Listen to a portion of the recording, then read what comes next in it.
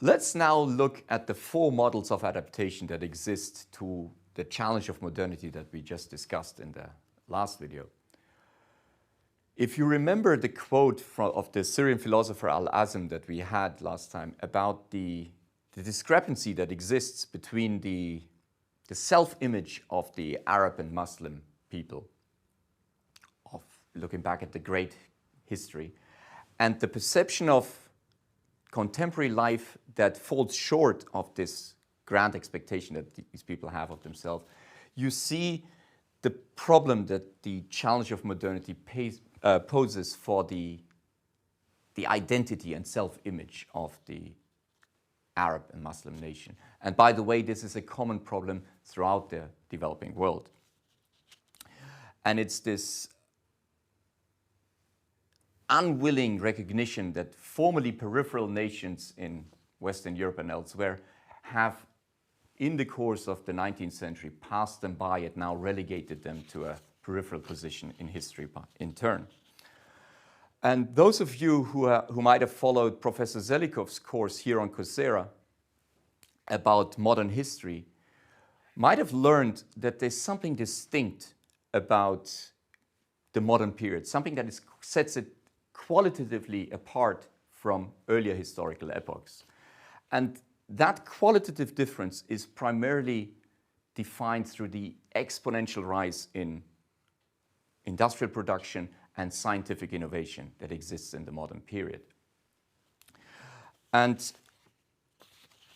these changes wrought by modernity that we discussed in the last video, they are now transforming lives of people in a very rapid pace.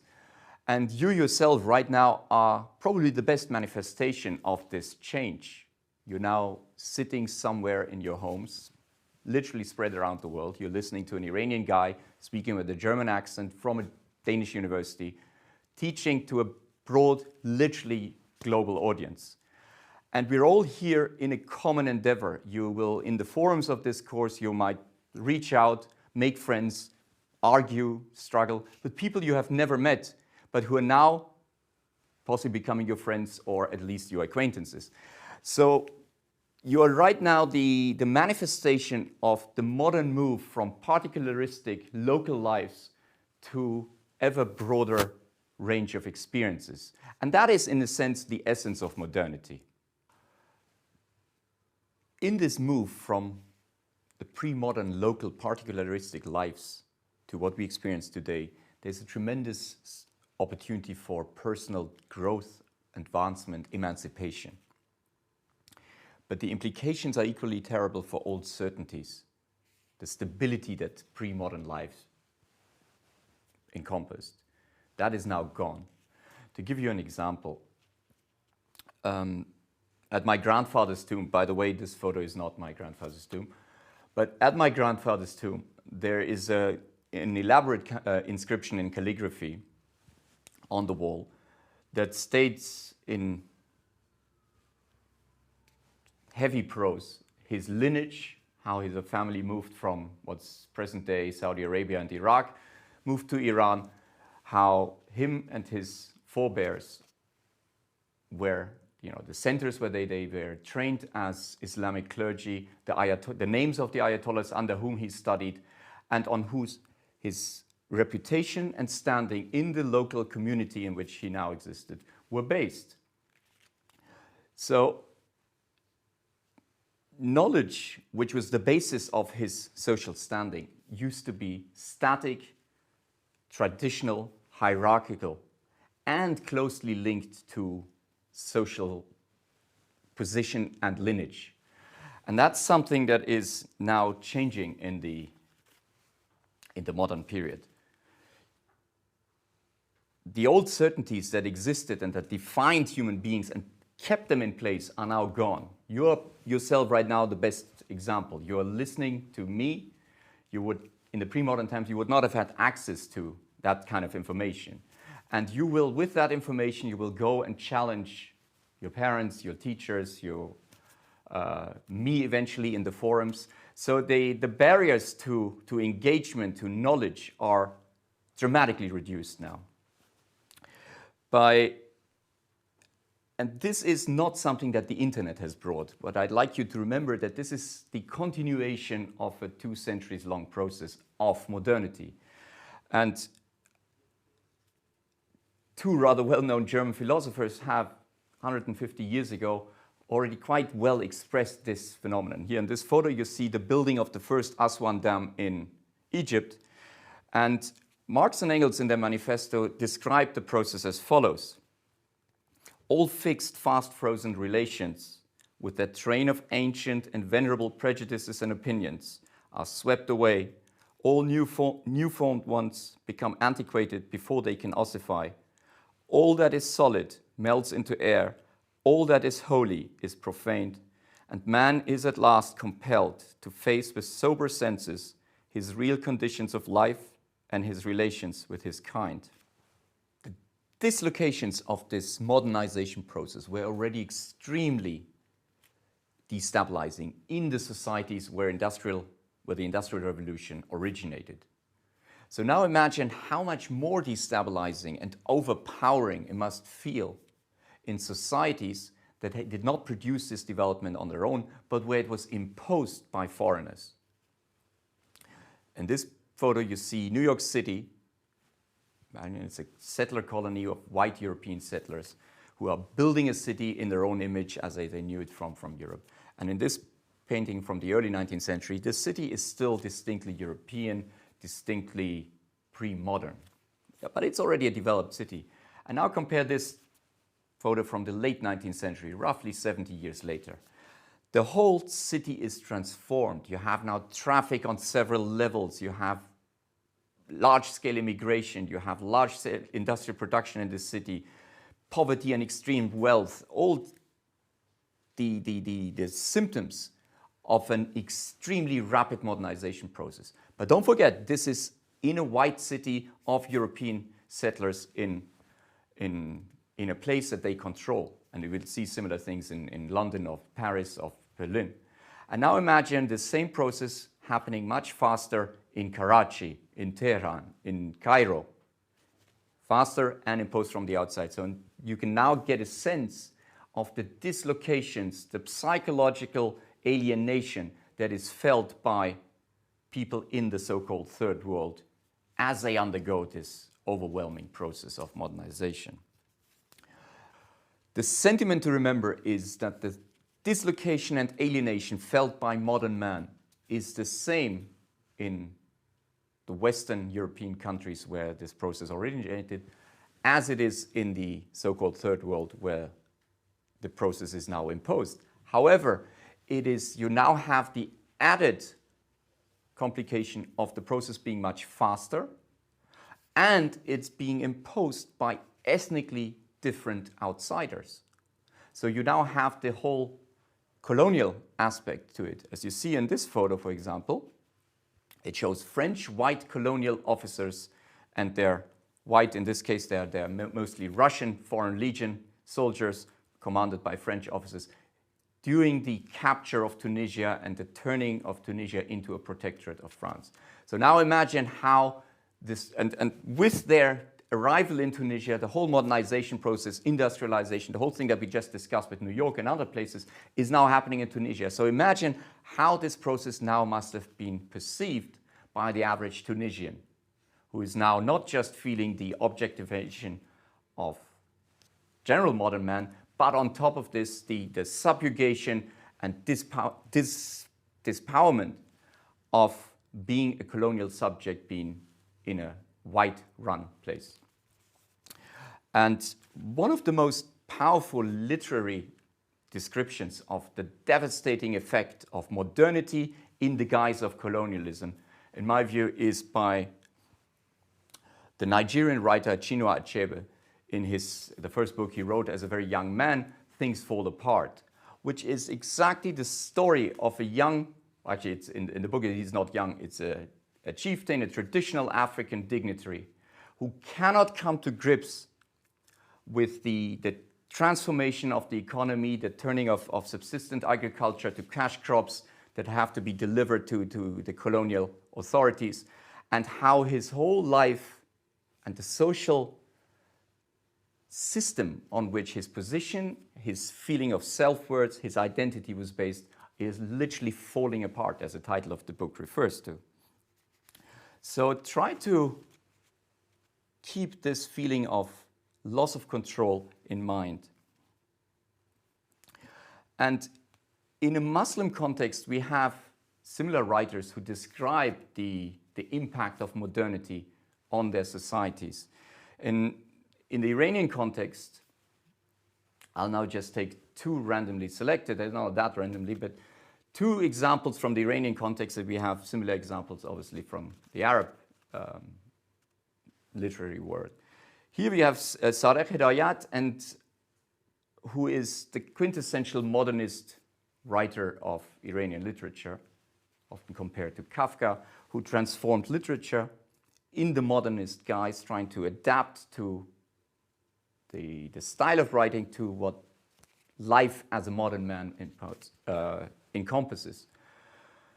And his view of modernity is by and large positive. He understands, and he himself, he ultimately committed suicide because he could not find a position in this changed life, but he saw it ultimately as an inescapable and ultimately positive development.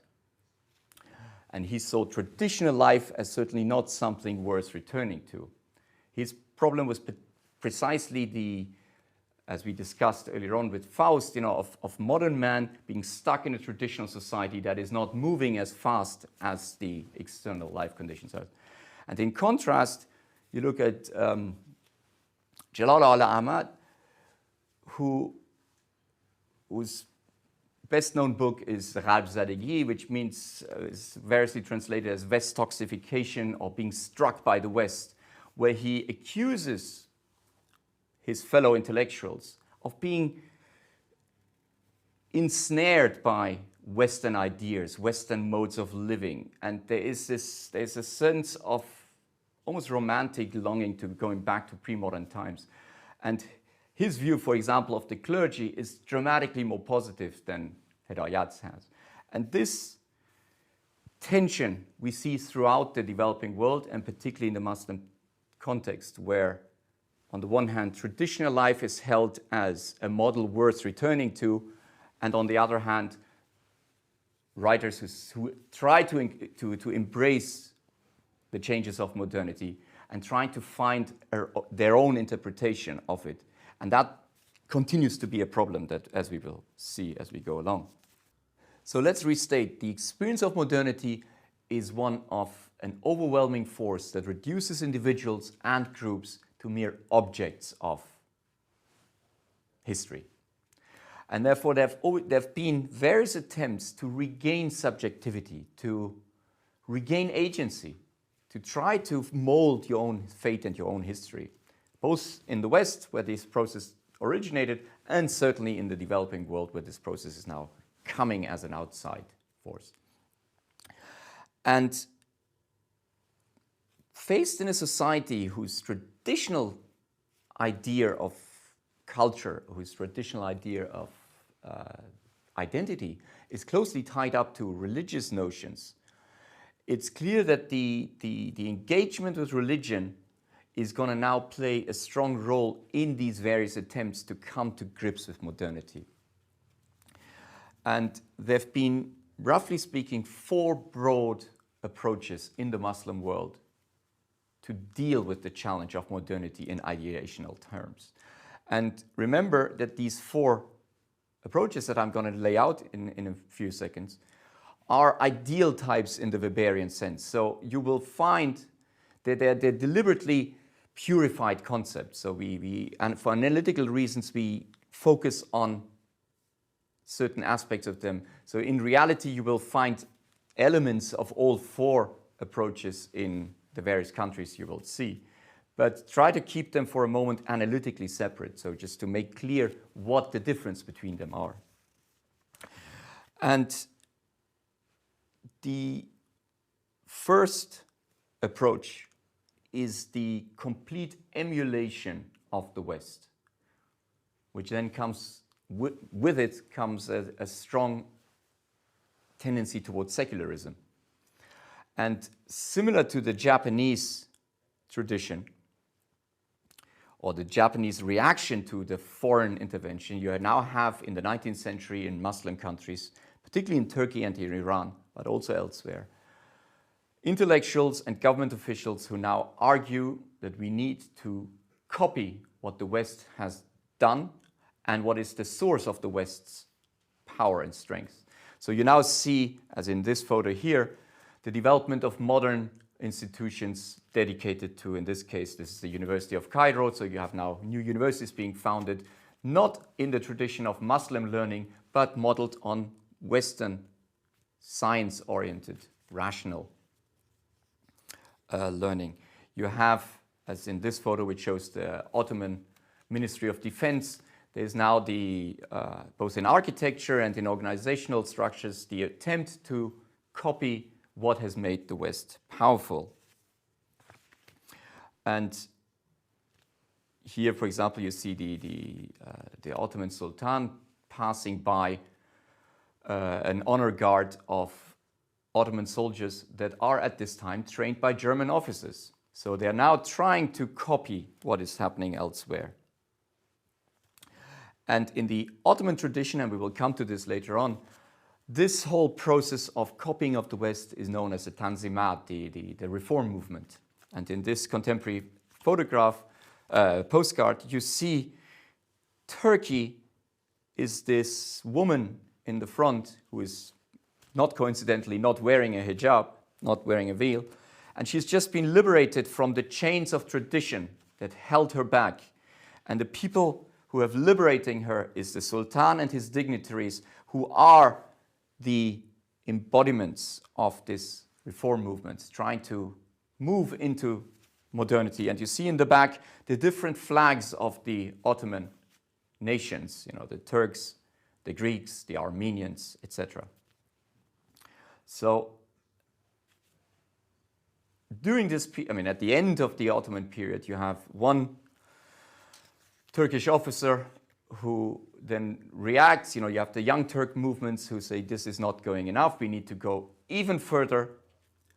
And the remnants of religion that were still strongly felt in the Tanzimat are now cast aside by the Young Turks. And as then in the wake of the First World War, Turkey becomes a republic based on national principles under Mustafa Kemal, who is then known as Atatürk, the father of the Turks. Here you see a contemporary photo of him with his military medals. He strongly embraces not just reform, but complete secularization on the French model. And this is something that you see right now in the contemporary debates in Turkey. This is exactly the debate about the people in the streets are adherents of Kemalism, secularism, against the current government that is more attuned and has successfully argued during the last 10 years for a stronger role or reintroduction of religion into public life. So that's the first approach to modernity. It's the secularists based on complete emulation of the West. The second group is religious modernism. These are people who are a little bit like Ala Ahmad, who was one of that we just discussed, one of the forefathers of other religious modernists, who say, no, we need to stay close to our traditions, which are religion, so we cannot cast aside Islam, but we need to reform it. And the countries most closely associated with this approach are probably Morocco and Tunisia nowadays, and we will discuss them later on in the course. But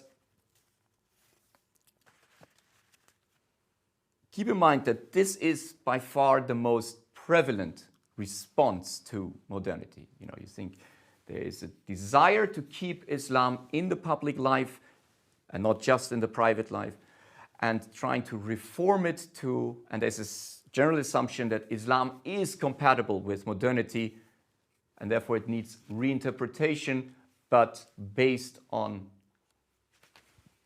traditional concepts, particularly of Islamic law. Empirically, this has been the most dominant response in the Muslim world. Obviously, life has changed. That was clear. It was a simple empirical observation. And as you see here, modernity had arrived. You have now modern forms of transport, modern ways of production, so there's this understanding that our norms and customs must change as well. But the reforms that are deemed necessary are painstakingly defended in Islamic terms, particularly in terms of Islamic law. And the prime example of this approach towards change that is deemed necessary for practical reasons, but defended on Islamic religious grounds, is perhaps the 1958 Tunisian family law. And you see the same approach in the Moroccan Mudawanat of roughly the same period, 1957-58, and even more dramatic in the 2004 overhaul of the Moroccan family law. And in both cases, you have the approach is that yes, we need to change our customs, we need to change the way we regulate things, particularly the role of women in a modern economy, but we do this on the basis of existing religiously defined norms. So there is dramatic change in objective terms, but the change is defended religiously. And in terms of political ideas, there's been a very rich tradition of various Muslim reformists who try to come up with a coherent theory of government that takes into account the needs of modern life, but defends at the same time the necessity to stay close and true to your cultural rules, which are religious. And the chief aim has been and continues to be that Islam as a religion and as a culture is fully compatible with modern life. The third basic approach to modernity has been the traditionalists, perhaps best symbolized by Saudi Arabia and the other Gulf monarchies. And their approach has been that there is actually no need to change, that Islamic governance and Islamic societies are not just okay, but they're actually superior to the decadent ways of the West. And they seem to focus on the negative aspects of modern life. One of the things, for example, that I often highlight is the high divorce rates, the negative impact on family life, prostitution, etc. And it says our societies are actually much more stable. They're based on Islam, and there's a particular notion of Islamic law as being already all-encompassing and sufficient to regulate all aspects of life, traditional or modern, and therefore there is this belief that we actually don't need to change. It's important now to realize that these societies are not averse to the technical innovations that modernity brings. So as you can, anybody who visits the Gulf countries, you will readily see that they're very open towards technology, particularly as consumer goods that are produced in the West, and also they import people who operate these elements of modernity for them, but their own societies they think they can keep separate from the insidious impacts of modernity. So these are the traditionalists, the conservationists. And the fourth and perhaps most important group, most important in terms of the space they occupy on the political agenda and on the minds, the imagination of both Muslims and non-Muslims alike, are what I now loosely refer to as the fundamentalists. And this is a very active, very diverse group of people, theoretically very productive, who do accept that modernity is posing a challenge. Fundamentalists reacting to the failure of both secularists and religious modernists to come up with a workable theory of government in the modern world are now positing the confrontation with the West in terms of an irreconcilable difference.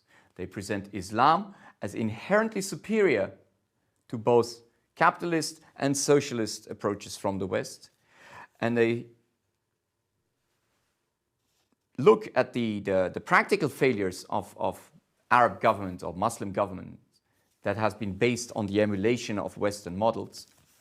And they say, we need to go back to the sources. And that's where the word fundamentalism comes from. So we need to go back to the foundations and recreate Islam as it was envisaged by the Prophet. And they posit Islam as the only moral order, with themselves as the exclusive interpreters of the divine will, and see, in Khomeini's famous words, Islam as a third way, as the superior way of arranging their societies. And this school of thought, in the wake of the 1967 defeat by Israel, has grown dramatically in importance and in the capture of the popular mind, both in the West, in the Muslim world and outside. So, to briefly recapitulate, there are 4 approaches. So you have the emulators, the secularists, first group. The second group are the religious modernists. The third group are the traditionalists who try to conserve Islamic society as it is. And the fourth group, the fundamentalists who want to dramatically and radically change Muslim societies. And one of the key points of contention between them is the role of Islamic law in the public realm. And that's what we will turn to in the next video. And overall, try to keep these 4 groups in mind, because we will structure the outline of the course as it follows, according to the groupings of the countries into these respective 4 groups.